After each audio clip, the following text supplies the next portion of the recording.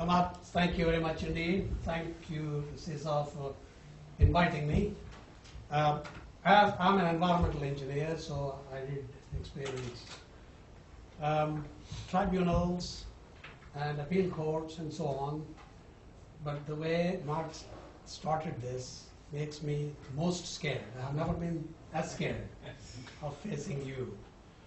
You're all very knowledgeable, experienced, and experts in your own field. So there is not much I can talk to you in terms of engineering, detail, and even the context. But what I propose to do is probably share with you a few pointers for the heated debate to follow. So we are familiar with these. These are the grand challenges that we face: health and well-being, but health and well-being, of course, throughout the lifespan, not just one section of the society. We have, of course, the problem of climate change, energy, food and water, the key issues, and of course the resource depletion. Don't worry about the stock prices of resources at the moment. Notwithstanding that, the problem has not gone away and can not be fixed either. So, question is, in order to address these problems, what it is that we need to do. Of course, we are engineers. I'm assuming most of you are, maybe all of you are. We traditionally worked on the basis of exploiting the nature for the benefit of mankind, or even, to put it more precisely, harnessing the powers of nature for the benefit of mankind as the motto for the engineer. And those days are gone. We know why. Of course, I will not go into all those details. So, question of innovation. Now, innovation, is that something new, or is it just accumulation of what is already known? As, say, for example, happened in the first industrial revolution in the UK, which was predominantly accumulation. Then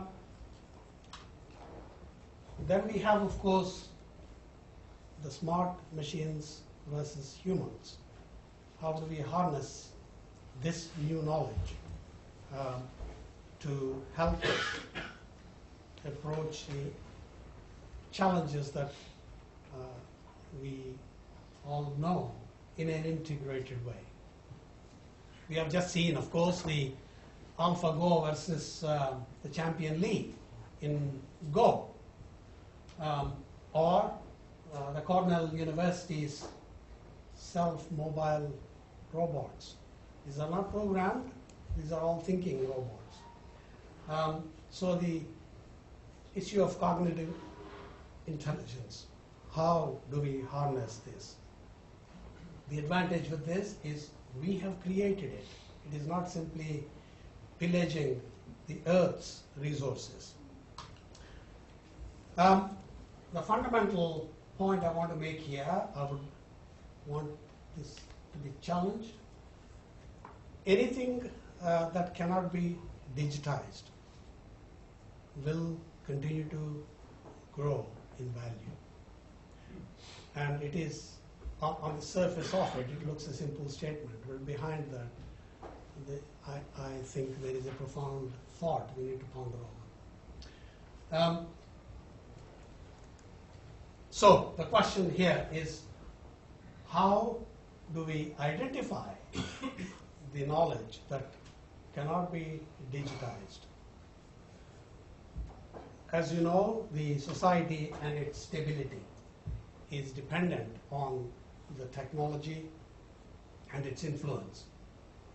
The machine that changed the world, for example, how the robots are taking away the jobs of people and destroying, destabilizing societies. So we need to also keep those in mind. I see Max is standing up. There's no need to blow the horn. This is just a glimpse. This is taken from Royal Academy. In this country, friends, we have got a fantastic learned society called the Royal Society of Royal Academy of Engineering. I do hope actually CEFI makes more use of it. There isn't anything similar in Europe. This is just an extract taken from one of their reports, Innovating for the Future, really, is the publication. So as you can see, how actually integrated approach does help us to make progress. I do not want to spend time working through the detail. Some countries are doing better than the others. And there is a comparison with, of course, non-EU countries for reference. The economic return was sustainability. I mean, this is a huge challenge. I sit here in the UK. I'm a global citizen. This is the 8th country for me to live in and work in.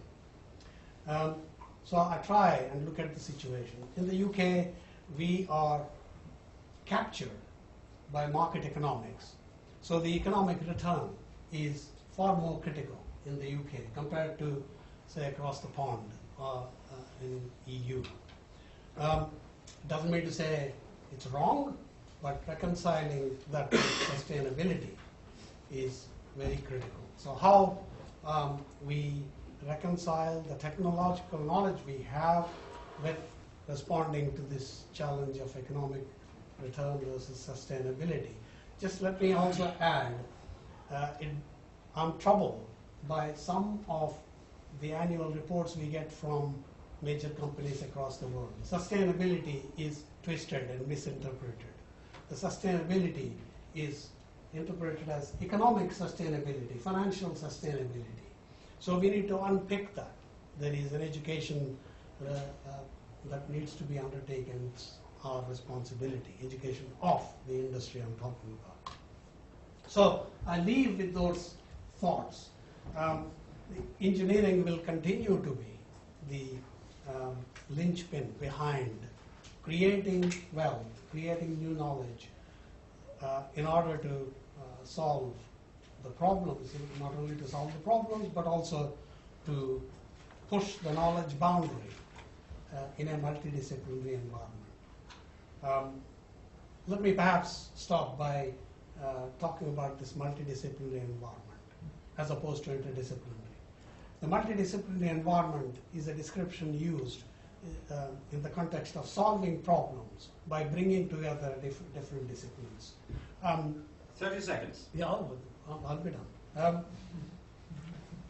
Whereas interdisciplinary is about interactions between disciplines, which also has an imperative of pushing the boundary of the knowledge.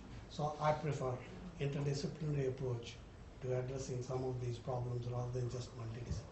Thank you very much. Thank you.